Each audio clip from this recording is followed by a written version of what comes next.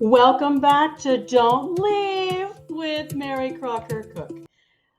We are going to explore where feelings exist in our bodies today as we do a deeper dive into understanding the ways we're reacting to our attachment style. The discussion will include more science warnings, but by now, you're pros.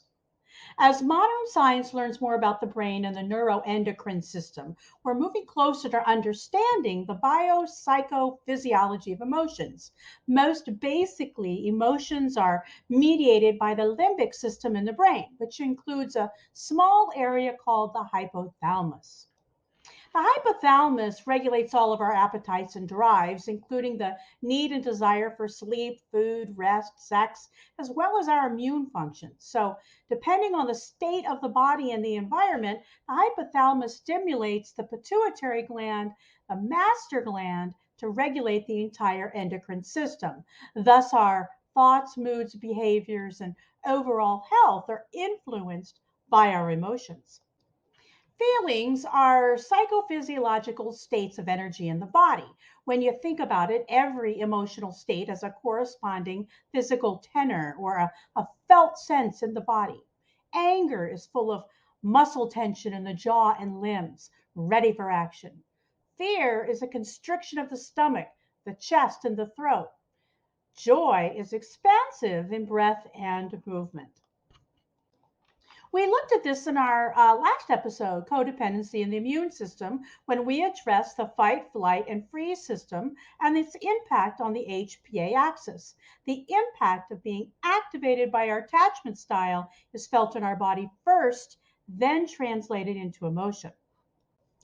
Another science alert: when our brain is at rest and nothing major is going on, when, say, we're between intense feeling states, maybe a state of idling, as Ruth Lanius, MD, refers to it, when the brain is idling, a network of neurocircuitry known as the brain's default mode network quietly hums along like a car in the driveway.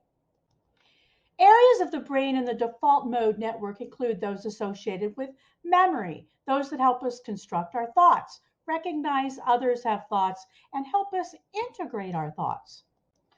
All those regions are integral to our internal thought process. Those regions allow us to see and hear ourselves and others accurately, a key component to establishing attachment and trust. This network is always on standby, ready to help us figure out what we need to do next. The dense connectivity in these areas of the brain help us determine what's relevant or not relevant so we can be ready for whatever our environment's going to ask of us, says Lanius. It's also integrally connected to areas of the brain that relate to one's sense of self or one's feeling state. People who've suffered trauma have very little connectivity in the default mode network, which can impair our ability to accurately attune to ourselves and others, which can create a disconnect between what's happening around us and our reaction to it. Emotions become futile, says Lanius. It would drive you crazy to be feeling a lot of emotions and yet don't know what you feel. So you become dissociated from your feeling state and you become emotionally unaware of what's going on around you to down regulate your anxiety. Years later, this freezing off has immense consequences to adult relationships. We may simply turn off unpleasant feelings, unable to respond with compassion for ourselves or others, or be turned off by anyone showing signs of neediness in general.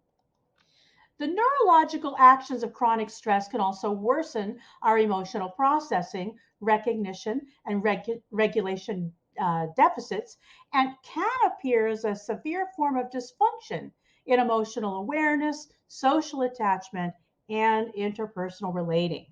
We might not recognize dangerous or unhealthy situations and interactions, which allows us to stay in relationships that are chaotic or harmful because they seem familiar and safe.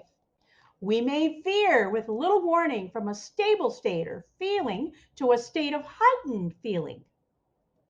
We may give too much in a relationship to needy friends and family because we're emotionally unattuned to our interior cues that tell us we need to draw stronger boundaries. Then we may erupt in anger when we realize we're giving more than we're receiving. This lack of awareness of feelings, lack of consciousness to how you might be contributing to the disharmony or friction in your relationship presents problems for partners and parents, since the only way to manage your own stuff is to be aware of what your stuff might be.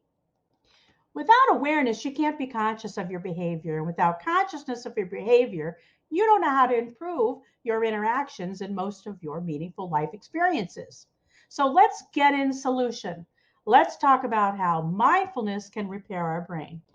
Mindfulness meditation helps us change our brain and bring back online and reset the inflammation response and our ability to more accurately respond to ourselves and other people. Research shows that even though mindfulness practitioners still pumped out inflammatory hormones like cortisol when stressed, their cortisol levels went down more quickly once the stressor passed. Faster cortisol recovery means you can rebound more quickly from stressful situations, and it means you reduce the time your body and mind are bathed in inflammatory chemicals. This leads to less physical and neural inflammation and less physical disease, anxiety, and depression. So you focus on your breath, note and name your thoughts, let them go, and see what are not your thoughts. You free yourself from worrying, spinning stories, and ruminating. I have to say, mindfulness is much more effective for me personally than meditation because with meditation, you need to clear your mind, and mindfulness, I need to notice my mind and release it. My mind is way too busy for me to be able to clear it. When you breathe deeply, and bring oxygen into your lungs, that oxygen travels throughout the body into the cells where it supports all life giving biological pathways. As you breathe in and out with long, slow breaths through mindful breathing, you also strengthen and recharge the activity of your underactive parasympathetic nervous system. We don't have a medication that boosts the parasympathetic system, which allows us to rest and recuperate better than this. Okay, let's take a minute and take a look at this drawing. What happens in our brain when we practice mindfulness? And you can see the pink areas and the green areas. And the pink areas are the increased activity. Green is decreased activity. So in the pink areas, we see an increase in our ability to focus with mindfulness.